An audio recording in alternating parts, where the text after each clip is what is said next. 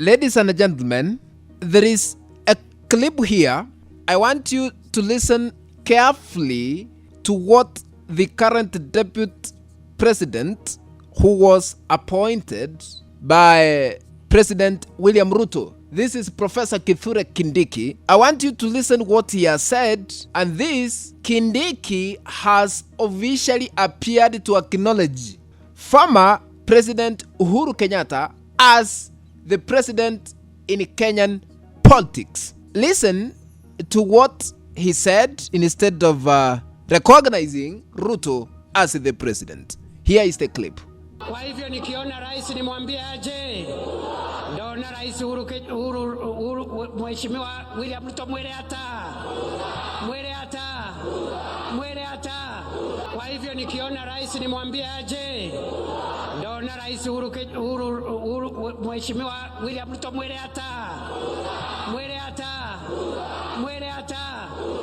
Ladies and gentlemen, Kindiki mistakenly referred to Uhuru Kenyatta as president instead of William Ruto. You know, sometimes we do not afford to understand how Kenyan politics works.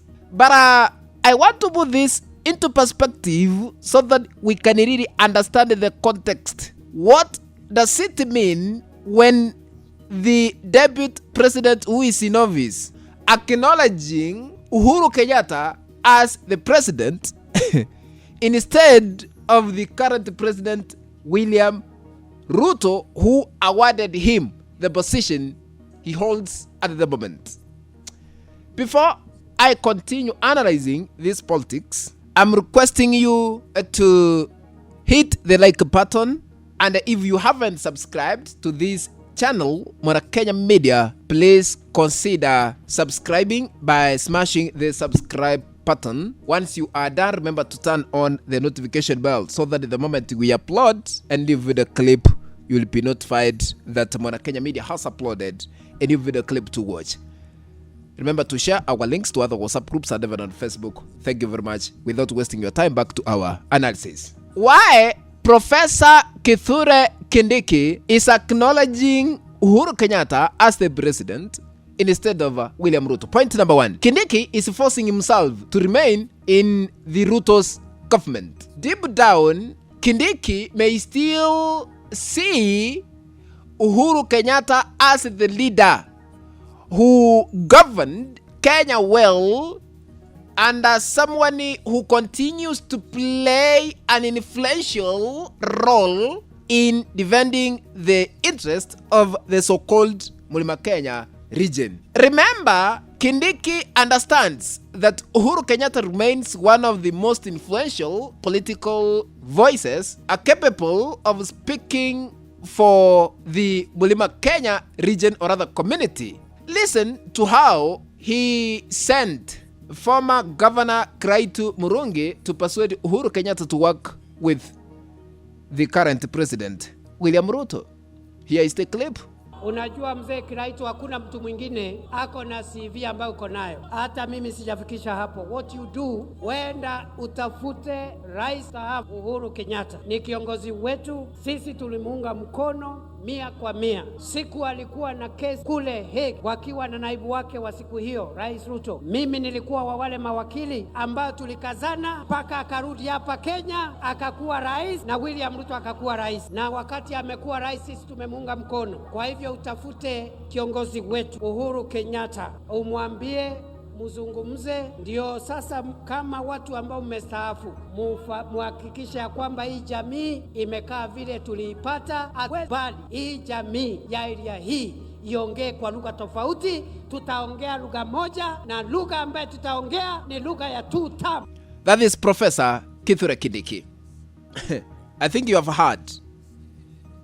So is he still recognizing, or rather acknowledging, that Uhuru Kenyatta has political powers to change the leadership of this nation, Kenya? So without Uhuru Kenyatta, Kenya is nowhere when it comes to leadership affairs. Number two, why Kindiki is acknowledging Uhuru Kenyatta as the president instead of William Ruto. Number two, Kindiki knows he may not become Ruto's running mate in 2027. Take it to your nearest bank and save it there for future reference. Ladies and gentlemen, in Kindiki's mind, after UDA lost the Ole Kalau by-election, which we had about 2 weeks ago, he may believe that his political future in the current administration, Ruto's government, is uncertain, maybe, and that he may not be selected or rather appointed, as Ruto's running mate in 2027. That could explain why he accidentally mentioned Uhuru Kenyatta instead of President William Ruto. So his mind is somewhere else, It's also possible that he still looks to Uhuru Kenyatta as a political ally who could defend him, if he were pushed out of government, allowing him to realign himself politically. Perhaps even joining forces with Sifuna. Sifuna ndio sisi ndio Sifuna. Some, they allege that Sifuna's movement, the person who is behind it is none other than President, or rather former President Uhuru Kenyatta, and others to oppose Ruto. They might end up Kindiki if Ruto is going to drop him, because we have seen it coming. It's on the way coming, yes. This Kindiki might join Sifuna through Uhuru Kenyatta to unseat Ruto. In politics, anything is possible.